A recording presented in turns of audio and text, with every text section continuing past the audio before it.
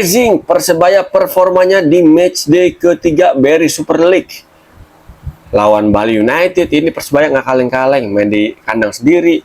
Bali United dibikin nyerah dengan skor mencolok 5-2, total 7 gol yang terjadi di pertandingan tadi. Ini artinya apa? Pertandingan antara Persebaya lawan Bali United ini sangat-sangat menarik.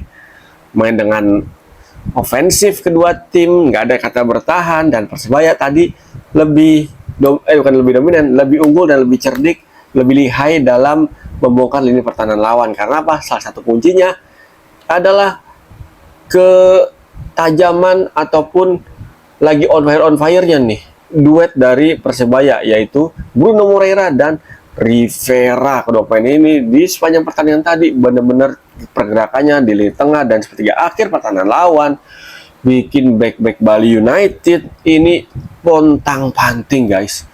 Bayangin aja tuh, sekelas back kayak Ferrari, back kayak Feur, itu apa ya, di pertandingan tadi ini benar-benar apa ya, banyak banget celahnya nih yang bisa ditembus, dikoyak, diobrak-abrik lini pertahanan tadi dari Bali United. Kipernya pun Hope the Mayor juga ya nggak bisa berbuat sedikit, nggak bisa berbuat banyak, karena ya tadi benar-benar benar-benar dieksploitasi banget tuh sisi pertahanan dari Bali United. Dan gol-gol Persebaya juga menurut gue ya benar-benar teamworknya, benar-benar cara membongkar lini pertahanan tadi benar-benar top lah buat Persebaya. Bisa bilang tadi Persebaya performanya lini belakang oke, lini tengah oke, lini serang oke, RCTI oke, ya kan. Ini udah oke semua dah pokoknya tuh Persebaya tadi secara keseluruhan ya permainannya. Witrewski juga selain bagus dalam bertahan di pertandingan tadi juga bisa bikin gol dari situasi set piece tuh. Baik Persebaya Surabaya, ditambah lagi juga tadi Galih Freitas, pemain baru Persebaya yang didatangkan dari PSIS Semarang, langsung buka keran golnya di pekan ketiga. Nggak perlu lama-lama bagi Galih Freitas untuk bikin gol. Biarpun dia cuma manfaatin bola muntah, tapi kelihatan banget kan Persebaya tadi pergantian pemainnya di sisi flank kanan. Malik Rizali diganti Galih Freitas, nggak menurunkan daya gedor dari Persebaya. Dan Galih Freitas ya kita tahu dia punya kecepatan, punya timing yang oke, dan positioningnya pun emang sering berbahaya ketika udah masuk di kotak penalti lawan dari tim yang dibela sama Galih Freitas.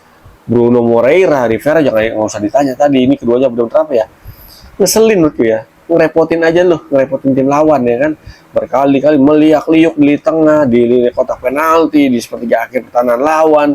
Ini benar-benar lagi aktif-aktifnya ya Rivera sama Bruno Moreira. Nah, seandainya bisa konsisten aja tiap pertandingan kayak begitu, bisa aja Persebaya bersaing lagi di jalur juara kan. Kan musim kemarin Persebaya sempat gitu tuh di putaran pertama sangat-sangat luar biasa, mengejutkan ya kan, sulit dikalahkan. Tapi putaran kedua ya memble alias melempem alias nggak konsisten. Nah, kita lihat nih di musim ini nih udah 2 pertandingan beruntun dari 3 laga selalu meraih poin penuh alias menang dan menang. Secara apa ya, secara taktik, secara strategi itu juga sebenarnya Bali United udah mainin dengan gayanya dia, sesuai dengan pelatihnya si Johnson ya kan. Dia udah ngeluarin skuad terbaiknya, tapi sayang banget nih menurut gue ya tadi terlalu mungkin terbawa arus sama gaya permainan Persebaya. Kalau kita tadi ya itu Bali United sering banget menyerang dari sisi kanan tuh, posisinya si Gopel ya kan. Si Gopel benar-benar apa ya, tadi diporsir banget tuh untuk menggendong dari Persebaya tuh.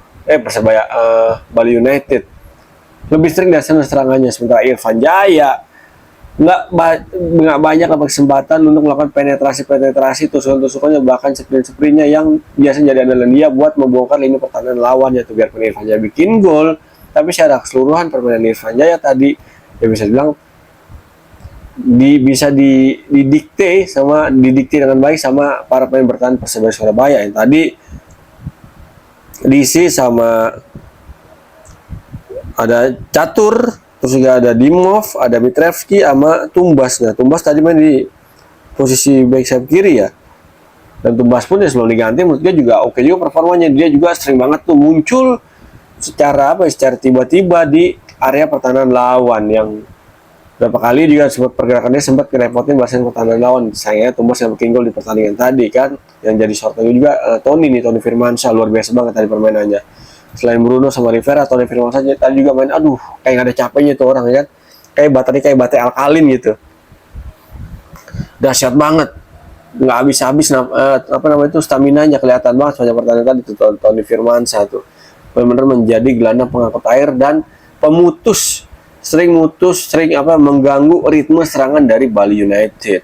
Yang tadi sebenarnya Bali United lini tengahnya sebenarnya ya bisa dibilang apa ya, Wilson nih lagi top of form, Brandon Wilson lagi nggak dalam performa terbaiknya. Terbukti tadi ya dia nggak bisa ngimbangin permainan dari Bruno, terus kayak dari Rivera, dari Toni juga ya sering tuh si Brandon Wilson tadi juga sering banget tuh apa namanya tuh kehilangan sentuhan-sentuhan magicnya tuh, kehilangan sentuhan-sentuhan luar biasanya tuh sentuhan dia di tengah Bali United bisa menghasilkan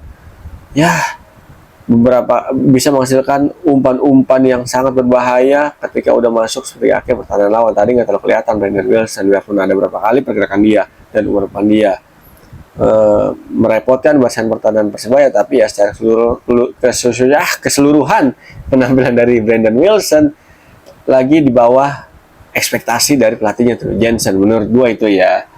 Dan juga tadi selain Wilson juga Mustafik yang nomor 10 tuh juga ya benar-benar dikantongin banget tuh pergerakannya sama para pemain Persebaya Surabaya. Sama Toni lagi-lagi, Toni Firmansyah tadi di lini tengah Persebaya bersama Rajkovic juga sama namanya tuh, sama Bruno juga, kadang Dimov juga sering nutup pergerakan lini tengah dari Bali United tuh ya kan.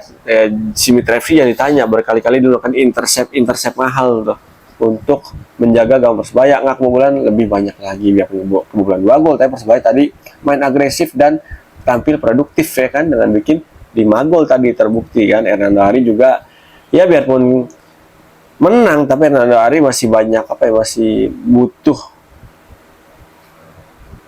peningkatan lagi nih buat performanya. Tadi kalau kita lihat gol-golnya dari Bali United ya kelihatan banget tuh. Gol pertama ketika emang saya boleh kenceng, tapi ya seenggaknya tuh si siapa tuh Hernando Ari bisa lebih cepat lagi dalam menutup ruang tembak dari pemain Bali United. Gol Livernya juga gitu tuh kan. Sebenarnya lebih oke lagi positioning itu, bisanya tuh bola nggak jadi gol ya kan. Tapi secara overall mantul lah penampilan Hernando Ari.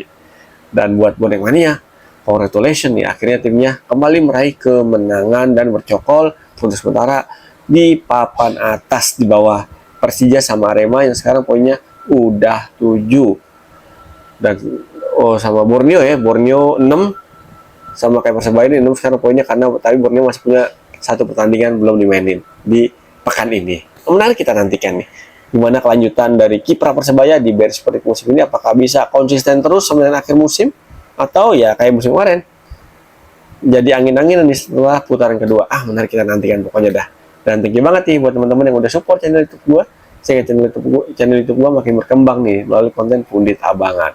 Yang penting mah dukung terus pengajian sepak bola tanah air, dukung terus tim kesayangan kalian dengan penuh sportivitas dan fair play, dan hindari hal-hal yang bisa merugikan tim kalian. Saya Cako pamit.